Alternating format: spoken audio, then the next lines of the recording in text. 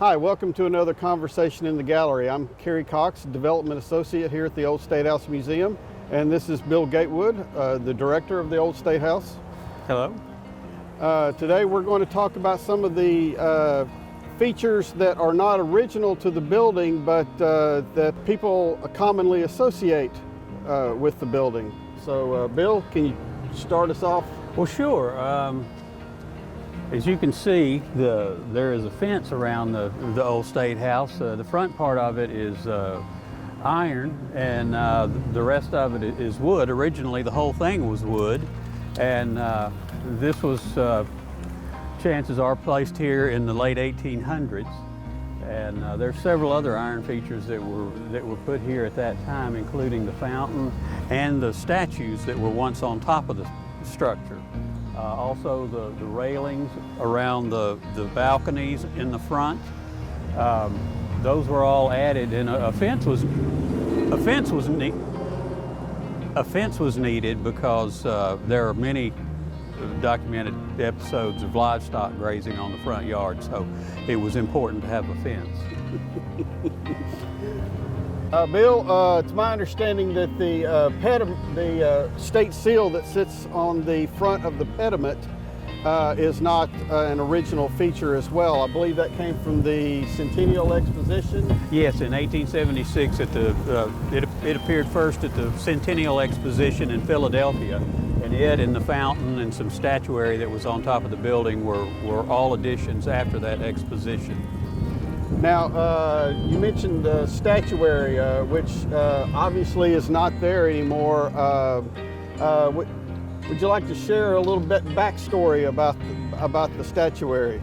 Well, it was a depiction of liberty, justice, and mercy, I believe, and it was fashioned out of tin, but late one evening it was removed at the request of the garden club here in Little Rock, and we don't know for sure if it was, some accounts have it being thrown in the river, others melted down at Saul Almonds, so we don't know, and no traces of it have been found. One of those great little legends that's attached itself to the history of the Old State House. Okay, so we're back. Bill, we've had several different incarnations of the walkway here in front of the Old State House. Tell us a little bit about those. Well, early on, it was always a paved walkway from the street from Markham up to the building.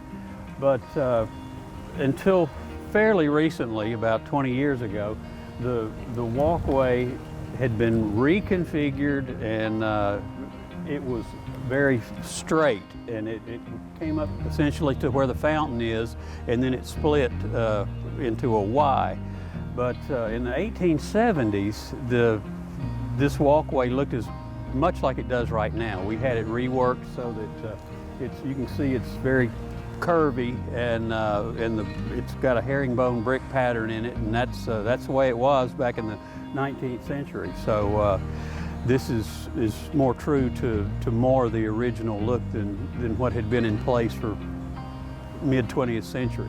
Once upon a time, there was actually a well here on the lawn of the front of the Old State House, and the well itself is still here, but it's now been covered up. Bill, would you like to tell us a little bit about that?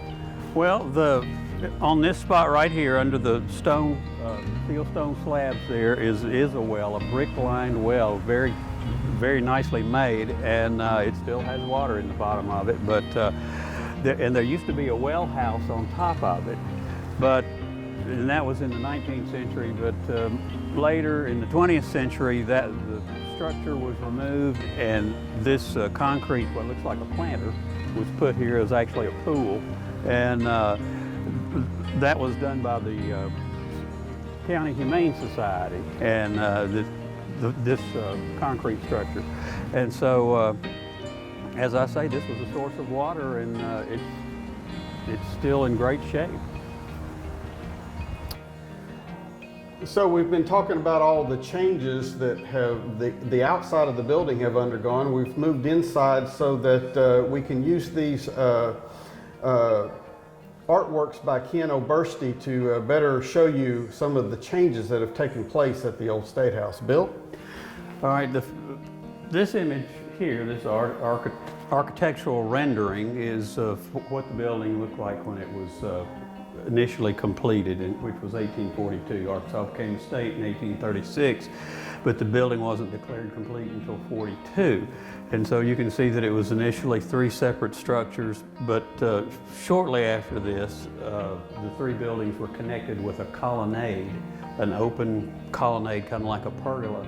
And eventually that was roofed, and eventually then in 1885, the colonnade was torn down, and there were all kinds of constructions in between the center structure and the east and west wings. But in 1885, that was all removed, and 2-story masonry hyphens were put in. And so now, this in the west wing was the governor's office, and the Supreme Court was in the east wing, and the Senate and legislature were here in the central building. So if the governor wanted to go see a Supreme Court justice in the early days, he would have had gone outside and twice to get over here.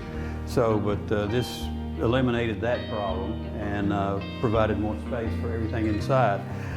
Here you can see the statues that have since been removed. And the fountain that is here now. And the state seal. And the state seal. So this is essentially the end product of the 1885 restoration, renovation, and it's what it looks like today. The woodwork in the old State House is an interesting thing. Up on the 3rd floor, it's not accessible by the public, is some original, I don't know if it's cypress or pine. I know that cypress was used in much of the building for structural timbers and for trim, but anyway, that is the area where there is the only remaining original floor in the historic building. All right. So we've been talking about the outside of the building. Now we've moved inside, and just wanted to show you a little bit about the problems inherent in trying to take care of a building that's 180 something years old. So we've got a prime example of that right here in this corner of the old Supreme Court chamber. So I'm going to let Bill talk a little bit about that. Well, let's see what we've got going on here. And right here is a problem common with buildings of this age, masonry buildings of this age. Originally, the outside, it's a brick structure. Originally, the outside was covered with stucco, which allowed it to breathe just a little bit.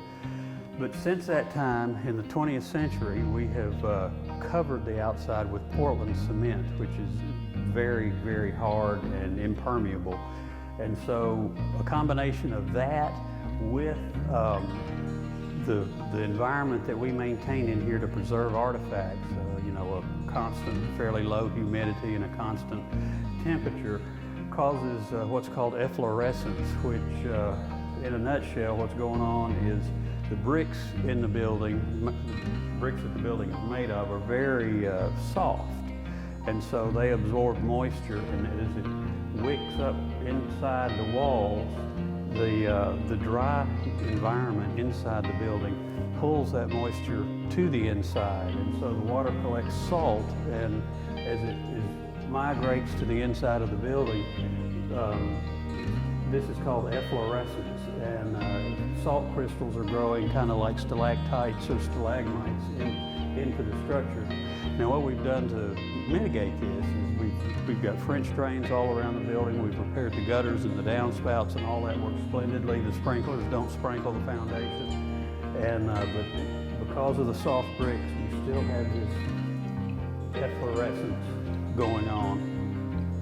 What do we do to, as far as ongoing mitigation goes, to help with this problem?